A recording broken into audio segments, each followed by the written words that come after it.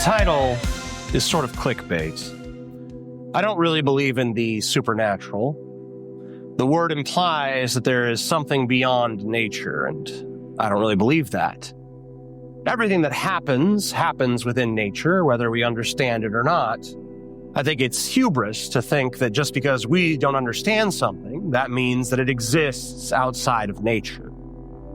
That said, I've had experiences that I cannot fully explain. Could they be hallucinations? Of course.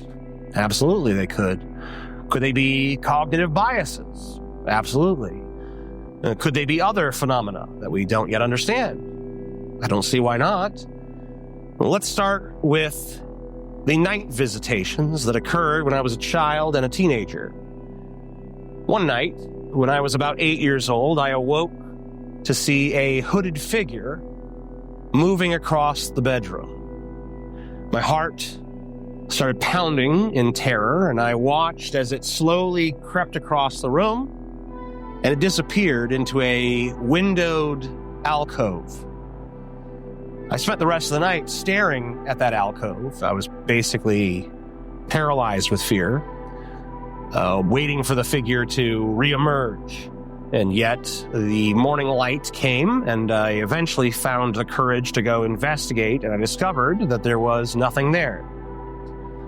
A number of years later, when I was around 15, I awoke in the night, certain that there was something standing at the foot of my bed. I turned to look, and sure enough, there was a figure there. It was a humanoid, yet inhuman figure. It was shaped like the classical gray aliens, slender body, gigantic head. And it waved its hand like this, which, if you've ever seen the film Dark City, is exactly how the aliens in that film command humans to sleep. I instantly obeyed it. It was like, okay, sleep, got it. And then I went right back to bed. And I turned away from it. I put my head on the pillow and fell right back to sleep. And it wasn't until the next day that I thought to myself, what the fuck? I resolved that if it ever appeared again, I would tackle it before it could make me do the whole sleep thing. The main reason I wanted to do this was because I was curious whether or not this entity was real or if it was just a figment of my imagination. 2 weeks later, I once again awoke in the middle of the night with the certainty that it was there with me. It was there in the room. I could feel its presence. I turned to see it in exactly the same position it had been in last time, and this time I immediately launched myself towards it, but I grabbed nothing but air. And for a moment, I was relieved. But then I looked up. I was on my hands and knees. I looked up and I saw its head was floating above me. And I got my first good look at its face. It was covered in these strange tattoos that I can only liken to those tribal tattoos, like the ones you see around the arms of douchebags and college frat dudes and stuff. And it winked at me, and then it disappeared once more. The final time that I saw it, I was perhaps 18 or 19, but I may have even been in my early 20s. For some reason, I was in the top bunk of a bunk bed that my mom had bought for when me and Scotty would go and visit her house. Usually I slept in the bottom bunk, but for some reason this night I was on top. I was sleeping with my face to the wall, and I once again woke up with the sense that the entity had returned. So I turned over and I saw him there. I saw his face just inches away from mine, probably about like this. And he smiled mischievously, and I immediately threw a punch in his face, and he dodged it in just about the most impractical and theatrical way possible. He just levitated backwards at high speed. He was holding his arms in a cruciform position like he was on an album cover or something. And when he hit the wall, he vanished into this gigantic plume of black smoke, which very quickly itself dissipated. Now, by that time, I was pretty much done with his shit, so I just flipped over and went back to bed. But oddly, I kind of miss him now.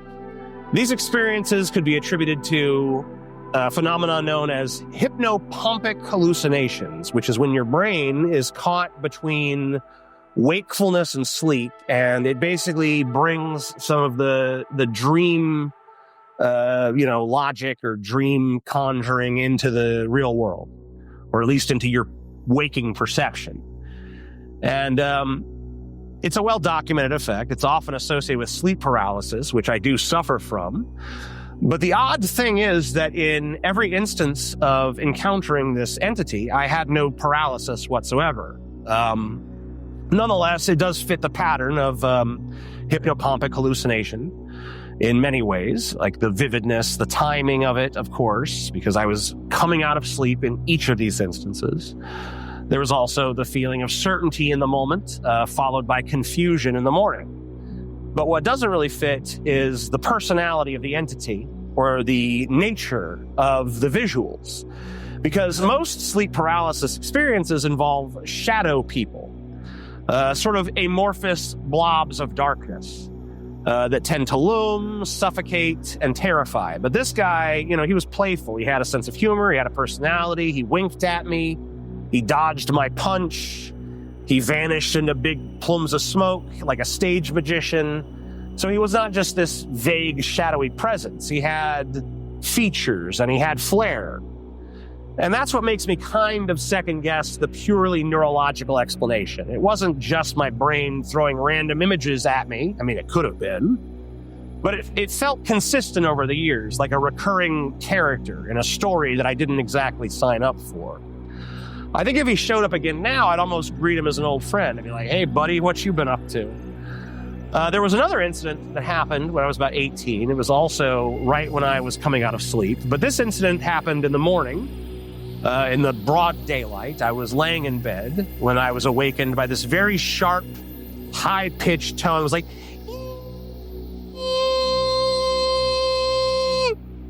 And I looked around, I'm like, what the hell is that? And just a few feet away from me, hovering near the edge of the bed, there was this big, bright light. I'm somewhat tempted to call its form an orb, but that would be a massive oversimplification because it had a lot of strange contrivances to it. It was almost like an orb surrounded by different diamonds, and all of it seemed to be just made of light. It was intricate. I looked at it for maybe 15 seconds. And it continued making that sound, and then it just darted away through the floor, and I looked out the window that was nearby, and I saw it flying into the distance, disappearing off into the horizon. Now, once again, this could have been a hypnopompic hallucination. It did once again appear just as I was emerging from sleep, but once again, there are aspects of the story that give me pause. It was broad daylight, for one thing. I was fully awake within seconds of seeing it, and it was very detailed. It was very intricate.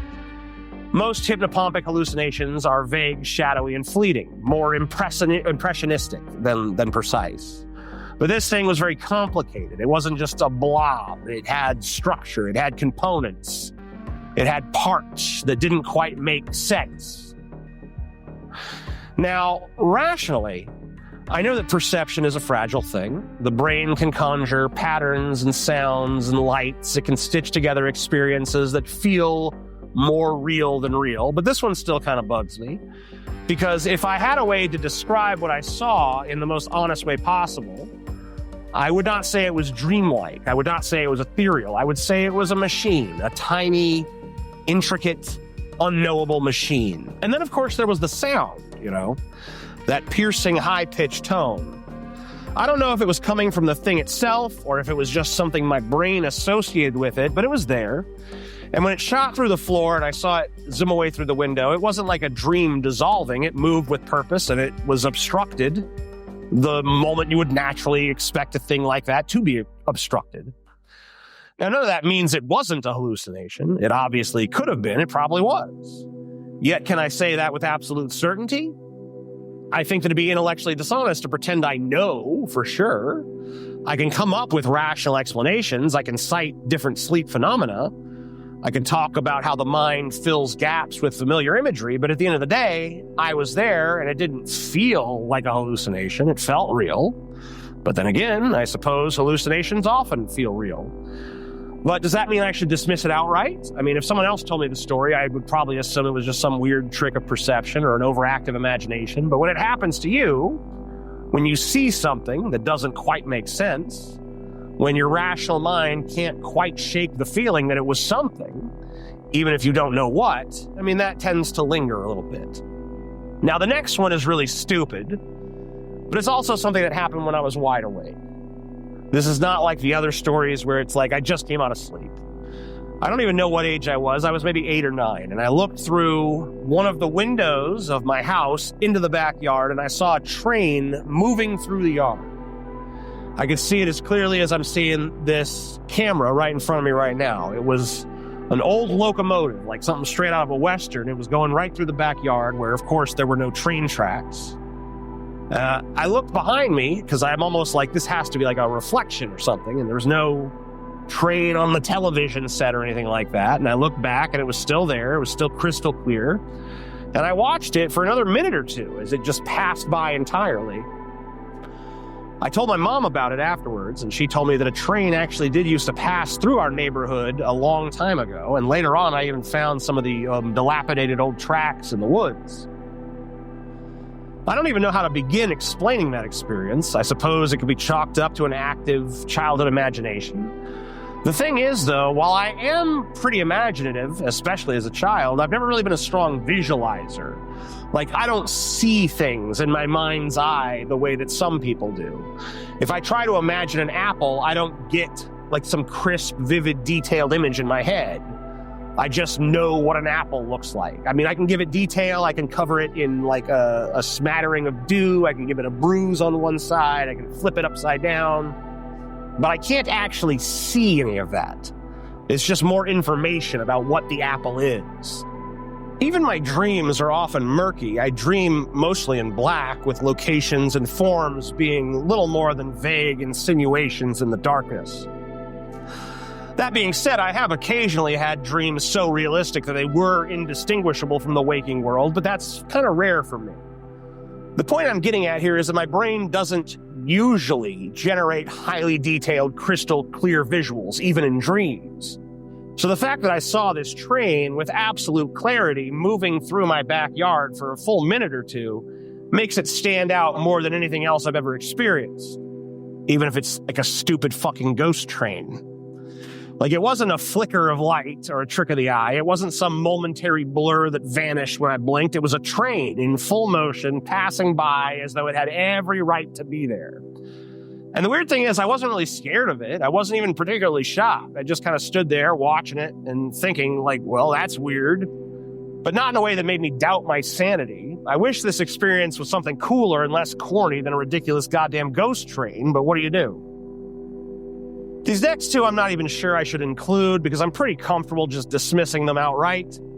The first one is one morning I saw a ghost, and I don't mean like some Civil War soldier or a woman in Victorian garb or something. I saw like the childish cliche depiction of a ghost that you'd see on like a Halloween card. It was just like a literal floating specter with 2 holes for eyes and a big old cavernous mouth, and it floated up through the floor and out the ceiling. Another thing I saw was a white hand with dripping red claws emerge from the shadowed window of a dilapidated old chapel. But I saw this on a drive with my stepmom, and she was playing the Dracula soundtrack and driving us around town to various spooky places and telling scary stories. So I'm about 99.9% sure that one really was just my imagination. There is another weird incident that happened. Once, while recording an Amazing Atheist video, there was a strange moment where the audio captured a female voice. It only said 1 or 2 words, and I really don't recall what they were. If anyone remembers this happening, let me know. But it was an odd thing. It was a clearly human voice, or at least it sounded like one. But I have no idea where that voice came from. My theory, it was likely some kind of strange echo, some kind of audio artifact that got picked up by the microphone, some sort of weird distortion or interference. Maybe a fragment of an old recording somehow got layered onto the track. Maybe a stray radio frequency that somehow got picked up, or just some weird fluke of the mic. I don't know. It was kind of creepy at the time, though. I can't really think of anything else, though. The latter half of my life has been pretty much devoid of this sort of occurrence. I've had some otherworldly dreams, some strange visions and sensations and so on, but it's pretty easy to dismiss those.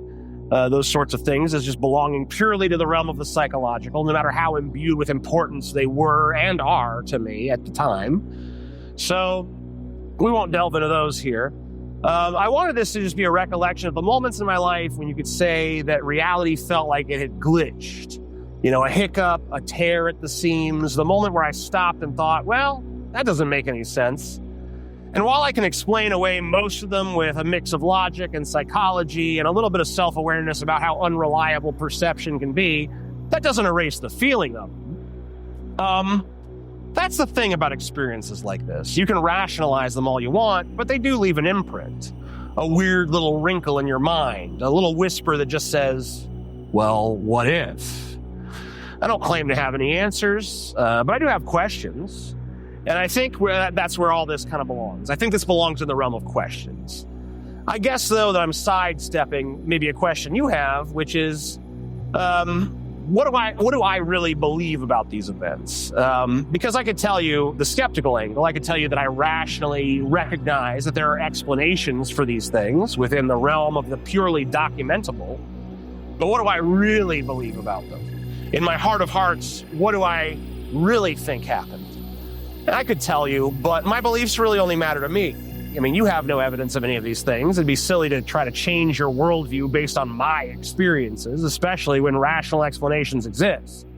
Nonetheless, these experiences have shaped me, not in some grand, crazy, life-altering way, but in a small, lingering way that, makes me pause, makes me wonder, makes me question just a little bit. Now, I don't expect you to believe me. I don't expect you to take my interpretation seriously. If I were you, I'd be skeptical. And I am skeptical. I mean, I believe this could have just been hallucinations, psychological phenomena, etc. But I've always been drawn to the idea that maybe reality isn't quite that simple, as neatly categorizable as we like to think. I think that there are edges of existence where strange things might slip through. Reality gets a little frayed, a little tangled. Maybe that's just a poetic way of talking about the brain's ability to play tricks on itself. Or maybe that's just me wanting to believe, even though I probably know better. I suppose that in the end, that's what all of this really boils down to. Not really belief, just curiosity. A willingness to admit that, for all we know, there are still things we don't. And for me, that's enough. And I'm interested to know if any of you guys have had similar experiences in your life, things you can't quite explain. In my experience, even the most skeptical people have a little strange story or two, and I'd love to know yours. And you can leave those in the comments down below. Thank you.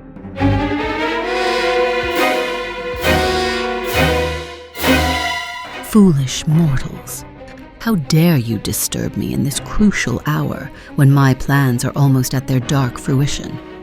No matter. You will soon receive your comeuppance. In the meantime, subscribe to this channel, leave a comment down below, and engage with the link in the description. It won't save your soul, but perhaps it will put me in a more lenient mood.